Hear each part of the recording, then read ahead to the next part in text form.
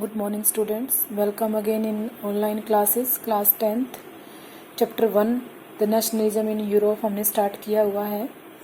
Notes जो मैंने prepare करवाए थे उन्हें इनके एक्सप्लेनेशन की वीडियो सेकंड है ये। इसके साथ साथ मैं एनसीईआरटी की कुछ वीडियोस आपको भेज रही हूँ। चैप्टर वाइज पार्ट आप एनसीईआरटी को भी ज़रूर रीड करें। पहले एनसीईआरटी पोर्शन को रीड करें, उसके बाद नोट्स की एक्सप्लेनेशन देखें, आपको ये चैप्टर इजीली कवर हो जाएगा। Let's start the topic. In my last video we discussed about the Russian relation in Europe, first introduction, and the French relation and the ideas of nation, second portion, and today we start the second part, the making of the nationalism in Europe, second part of this chapter. हम यहाँ से शुरू कर रहे हैं। Let's start the topic.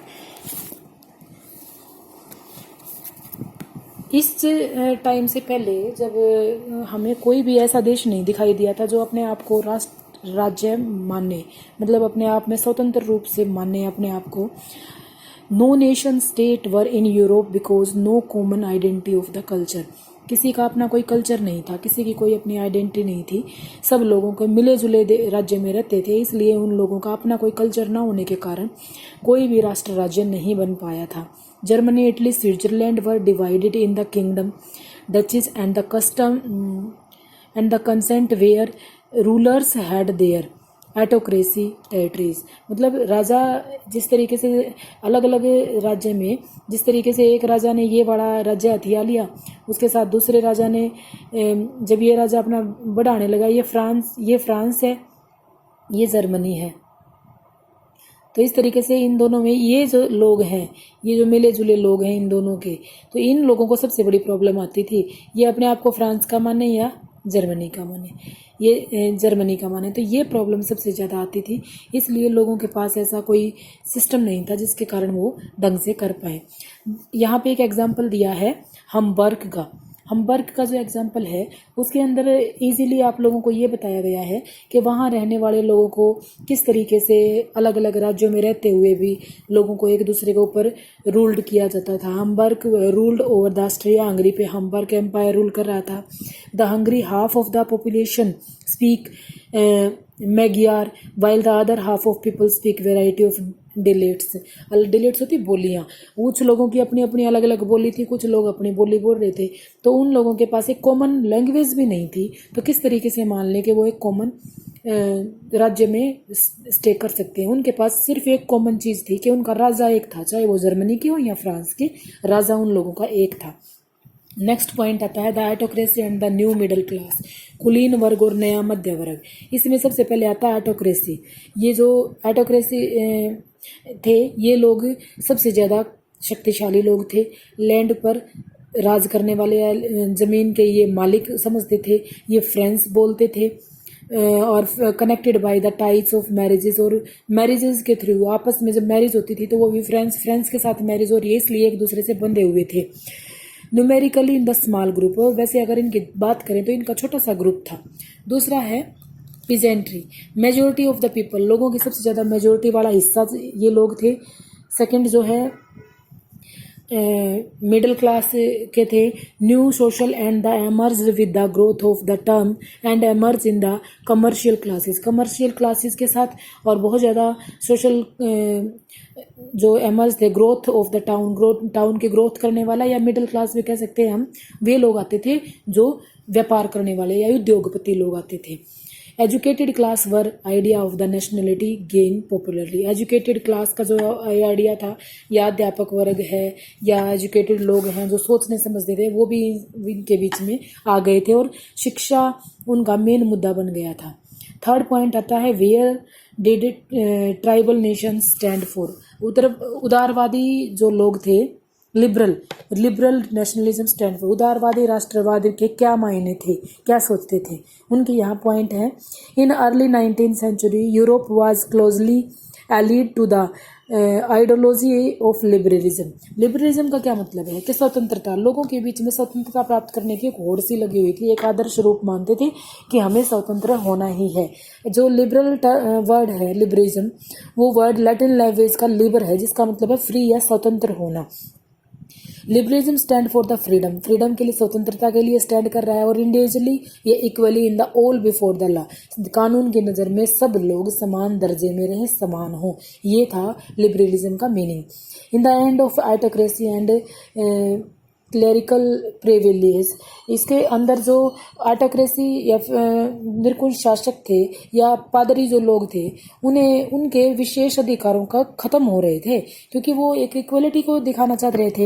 A constitution and a representative government through the parliament. अब जनता क्या चाहती थी कि कॉन्स्टिट्यूशन बने, उनका रिप्रेजेंटेटिव बने, गवर्नमेंट पार्लियामेंट में उनके बारे में सोचा जाए। द राइट ऑफ वोट, उन्हें वोट देने का अधिकार मिले। And to get elected generate eligibly to property owning man.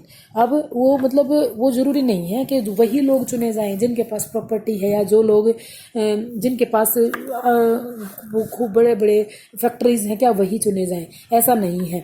उनके ऐसे इन अधिकारों को ख़त्म करके, और जो लोग जिन लोगों के पास कुछ भी नहीं है वो भी अपने राइट्स उनको भी वो मिले। Man without property and all womens were executed excluded from the political rights. Man को और वुमेन को दोनों को ही बराबर का अधिकार मिले, मताधिकार मिले, ऐसा वो लोग अब चाहते थे। The abolition on the state of the impose in the restrictions on the movement of goods and capital, सामान के लिए, गुड्स सामान के लिए और कैपिटल पैसे के लिए, इन दोनों के में भी अब होड़ लगने लगी थी, restrictions लगी हुई थी। ए merchant travelling in 1830 and in Hamburg in Nuremberg is sell to goods would have to the pass through the 11 custom barriers. अब एक जगह से दूसरी जगह सामान बेचने जाने के लिए उन्हें 11 कस्टम बैरियर्स को क्रॉस करना पड़ता था। लगभग 5% जो था हर कस्टम पर, उसे ईच पर वो अपने संपत्ति का 5% उनको देना पड़ता था। तो ये सबसे बड़ा प्रॉब्लम थी कि जो सीमा के नाके पे या टोल टैक्स जो देना पड़ रहा था, वो सबसे गलत असर पड़ रहा था कि इस तरीके के अगर वक्त आकार में, वजन में, इन चीज़ों में प्रॉब्लम आ रही है तो हम कैसे करेंगे। अगर कहीं किसी चीज़ की, कपड़े की लंबाई या किसी चीज़ की भार में अलग अलग जगह पे चेंज था तो लोगों को प्रॉब्लम हो रही थी। यहाँ पे एक ये चलाई गई जालवे राइन। जालवे राइन एक union abolished traffic barriers, reduce the number of the currencies of two and the promoted a network of railway to the stimulate mobility. अब उन्हें एक तो नेटवर्क बनाया रेलवे का, और दूसरा जो ये थी ना जालवे राइन, ये एक ऐसी संघ थी जो मुद्राओं की संख्या 2 कर दी गई। अगर कोई भी पहले लेता था 30 से ऊपर लेते थे, अब उन सिर्फ एक को क्रॉस करने पर सिर्फ 2 सिक्के ही उन्हें देने पड़ते थे, ऐसा कर दिया। और रेलों का भी जाल बिछा दिया, जिसके कारण यहाँ पे स्मूथ थोड़ा बहुत सिस्टम हो गया। 1815 के बाद एक नया रूढ़िवाद, new conservatism after the conservatism after the 1815 में कंजर्वेटिव सिस्टम किस तरीके से आया। इन 1815 में जो following of the defect of the Napoleon in 1815, सब जो थे नेपोलियन के कारण थे, दुखी हो रखे थे। And the European government were drive by the spirit of conservative. अब लोगों के पास ये था कि सब ये मानते थे कि नेपोलियन के हार के बाद जो लोग थी, सरकारें थी, वो प्रेरित थी कि हम एक कंजर्वेटिव सोसाइटी का निर्माण करें, हमें भी अब थोड़ा बहुत चेंज चाहिए, ऐसा वो चाहते थे। In 1815 representative of the European provision, Britain, Russia, Prussia and Austria, who are collectively defeated by norm, जो नेपोलियन से हार चुके थे, मीट एट वियना में वो मिले to draw a settlement of Europe के खिलाफ एक सेटलमेंट करने के लिए। और उस द बोर्बन डेंसिटी जो थी, बोर्बन डेंसिटी थी, एक राजा था which had been deposed during the French revolution was restricted to power and France had the territory in the advantage. अब जो एक राजा था बोर्बन, वो भी ये चाहता था नेपोलियन के उसके कारण जो ये हार चुका था, अब वो मिलके कुछ ऐसा चाहता था, कुछ ऐसा किया जाए जिसके कारण उसे भी, उसकी भी कुछ चीज़ें जुड़ जाएं या वो भी कुछ ना कुछ ऐसा सिस्टम चल पड़े कि जिसके कारण लोगों को ज़्यादा कुछ सहन ना करना पड़े। ये चीज़ें लोग चाह रहे थे। बोर्बन डायनेस्टी पावर में आया और उसने अपने टेरिटरी का या नेपोलियन के अंडर जो चीज़ें थी, जो इलाके खो दिए थे बुर्बो वंश ने, फ्रांस के इलाकों को खो दिया था, उन पर नेपोलियन का कब्जा था। अब उन राज्यों को भविष्य में ये सोच रहा था कि मैं कब इनको हटाऊं या कब इनको अपने अंडर ले लूं, ऐसा वो चाहता था। Next is the conservatism believed that the established institute to state and society should be privileged with the changing integrated by the Napoleon. जो कंजर्वेटिव को विश्वास क्या था, कंजर्वेटिव ये विश्वास रखते थे कि उनको ये विश्वास था कि जिस तरीके से उनकी गतिविधियों को अगर जैसे जैसे दबाना शुरू करेंगे वैसे वैसे लोग उनके ऊपर कुछ ना कुछ सोसाइटी उनका साथ भी देंगे और उन सोसाइटी के साथ के कारण ही हमारा चेंज आ सकता है। जैसे प्रेस उनका साथ दे देगी या फिर कुछ ऐसे राष्ट्रवादी लोग थे जो उनका साथ दे देंगे और धीरे धीरे ये चीज़ें बढ़ी भी, उन्होंने जोर भी किया गया और लगभग 39 राज्य ऐसे थे जहाँ पे लोगों ने इनका साथ देने का किया और नेपोलियन को बर्खास्त करने के लिए या हटाने के लिए उनका हेल्प की। अब क्वेश्चन यहाँ से आता है treaty of Vienna. Treaty of Vienna क्या थी? 1815 में Bourbon dynasty was restated to the power in the France, दोबारा से अपने पावर में आना चाहती थी। A series of the state created on the France boundary of prevent France expansion of the future. एक सीरीज थी स्टेट की जो चाहती थी जो फ्रांस की बाउंड्री को बढ़ाना या फ्रांस की फ्यूचर में अगर कोई उनके पर अधिकार ना जमाए, ऐसा वो चाहते थे। German confederations was left untouched. German की जो कॉन्फिडरेसी थी या जर्मन का जो साम्राज्य था उस चीज़ को वो जो थी वो भी चाह रहे थे वाज लेफ्ट अनटच्ड, वो भी उसको भी वो उस सीमा रेखा को भी छुटाना चाहते थे। इसका मतलब क्या था कि फ्रांसीसी क्रांति द्वारा जितने भी फ्रांस की सीमाओं को कायम रखना चाहते थे, भविष्य में फ्रांस का विस्तार और आगे तक ना बढ़ पाए। नीदरलैंड साम्राज्य भी चाहता था। जर्मनी का साम्राज्य क्या, जर्मनी का राजा क्या चाहता था? जर्मनी के अंदर लोगों का जो उनके बहुत सारे हिस्सों को, जिन हिस्सों को फ्रांस ने जोड़ लिया था अपने अंदर, तो वो उनको छुटवाना चाहता था। The age of the revolution. अब रिवोल्यूशन की एज किस तरीके से आई?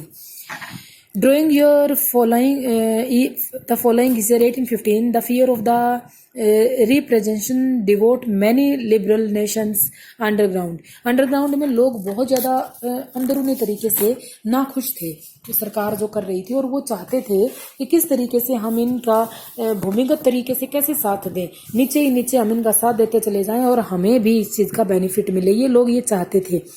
और इसमें जो सबसे ज़्यादा साथ दिया वो दिया जो ये 1857 में एक 1807 में जो आया था, इसका नाम था गिउस्पी मैजिनी नाम का एक क्रांतिकारी था। उसका जन्म 1807 में जिनोवा में हुआ था और member of the secret society of the Carbons, वहाँ उसका एक सीक्रेट गुप्त संगठन का सदस्य था कॉर्बनारी का। और founded young Italy Marseilles and young Europe in the Berne. और वो चाहता था कि ये एक यंग इटली और दूसरा यंग बर्न, ये दोनों ही मेन चीज़ें बन जाएं। इसलिए उसने भी believed the unification of the Italy into the Republic. अब उसने इटली के छोटे छोटे राज्यों को ही उसने इस तरीके से रखना शुरू कर दिया ताकि उनके ऊपर कोई अधिकार ना हो और एकीकृत गणराज्य बना दिया, उनको गणराज्य घोषित करना शुरू कर दिया। He believed that God have intended nations to be the natural unit of the mankind. वो उसका विश्वास था कि भगवान के द्वारा, इटली ने उसका विश्वास था कि जिस तरीके से भगवान ने हमें स्वतंत्र रूप से रखा है या गॉड के गिफ्टेड जो चीज़ें ईश्वर की मर्जी के अनुसार राष्ट्र की प्राकृतिक इकाइयाँ चल रही हैं, हवा पानी ये चीज़ें मिल रही हैं, तो हम किसी के अंडर रह के क्यों काम करें, हम लोग भी स्वतंत्र हैं। Secret society were set up in the Germany, secret society set up की गई फ्रांस, स्विट्जरलैंड में और पोलैंड में। And Metternich describe that as the most dangerous enemy of the our social order, और मैटरनिक ने हमारी सामाजिक अर्थव्यवस्था के व्यवस्था का सबसे खतरनाक दुश्मन बताया रूढ़िवादी को हराना। ठीक है, इस तरीके से आप लोगों ने यहाँ तक का चैप्टर कर लेना है। थर्ड जो पोर्शन है the age of the relation, वो हम नेक्स्ट वीडियो में करेंगे। Okay, thank you, have a nice day.